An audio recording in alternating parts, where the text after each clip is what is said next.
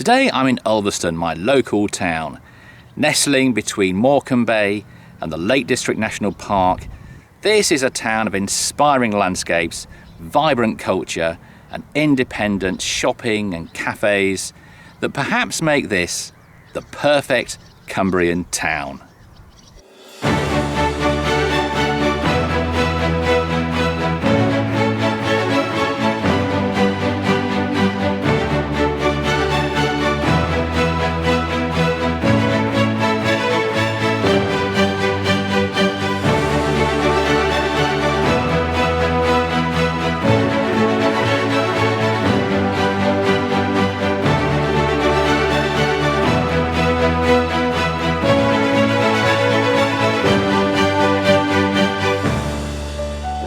Welcome to Ulverston.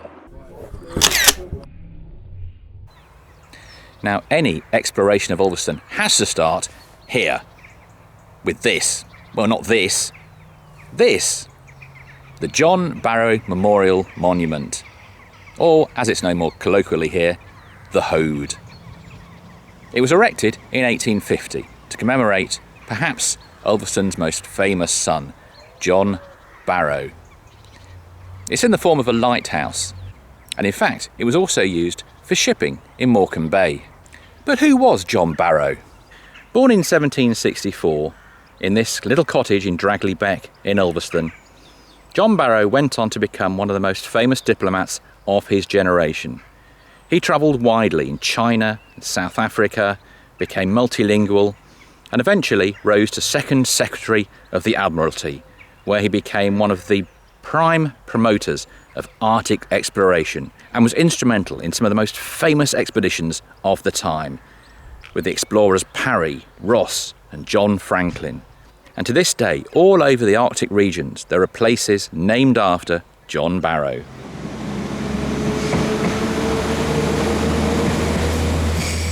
Ulverston is also the start of the Cumbrian Way. From here you can walk 70 miles over the Lakeland Fells all the way to Carlisle. But better still, why not start in Carlisle and finish here in Ulverston, coinciding with one of the town's festivals. Ulverston is famous for its festivals. There are countless throughout the year. The Dickensian Festival, another fine fest, the Food Festival, it goes on and on. Due to the pandemic in 2020, of course, this year has been festival free, but that just means they'll come back bigger and better than ever.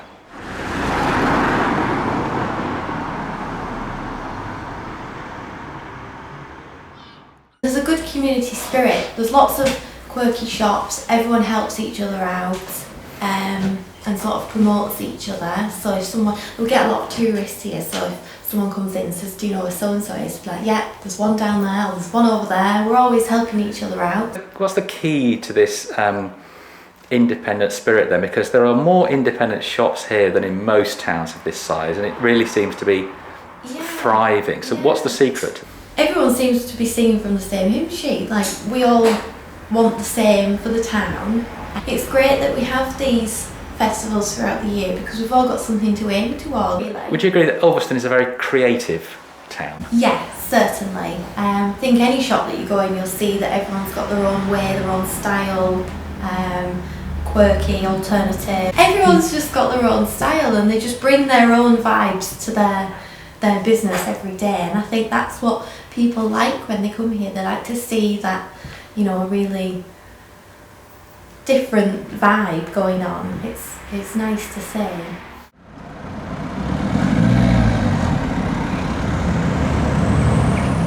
Do you remember when cinemas used to stop the film halfway through for an interval and ice cream? Well, here at the fantastic Roxy Cinema, they still do. Opened in 1937, the Roxy could originally hold over 1,200 people. These days, not quite so many, because the bottom half is given over to the amazing Laurel and Hardy Museum. But why is there a Laurel and Hardy Museum here in Ulverston? Well, just a few streets away from where I am now, Arthur Stanley Jefferson was born in 1890. He went on to become Charlie Chaplin's understudy, but later became known as one half of the biggest comedy act in the world. The Laurel and Hardy statue sits outside Ulverston's majestic Coronation Hall.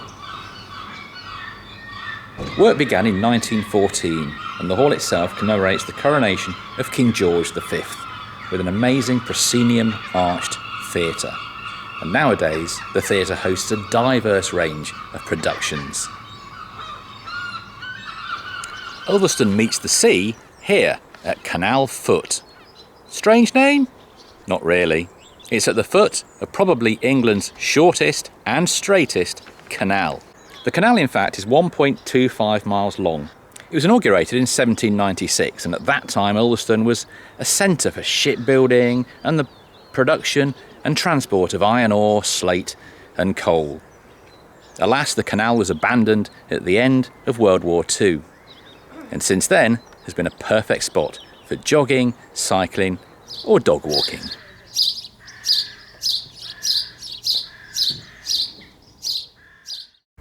So where does the name come from? And why is there a wolf in Ulverston's coat of arms?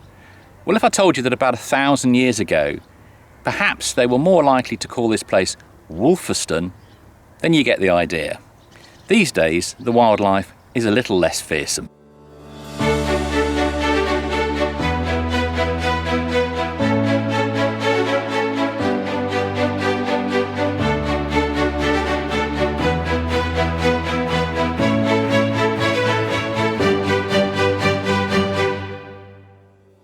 What we want out of this gallery is to show a mixture, partly to show our own work, local artists, yes, some South Lakes artists, but also we're very keen to bring in artists from elsewhere. And one of the things we want to do is to bring something new and fresh for people in Ulverston or visitors to Ulverston, so they get kind of the experience of, oh yeah, no, there's that artist, I know her, oh yes, nice to see her again, oh, I haven't seen that before. There isn't any other particular raison d'etre behind it other than we want beautiful things that we think are fab in our gallery.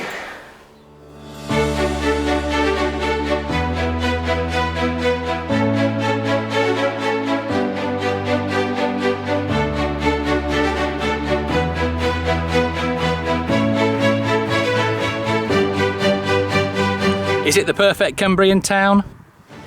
Come visit. Decide for yourself.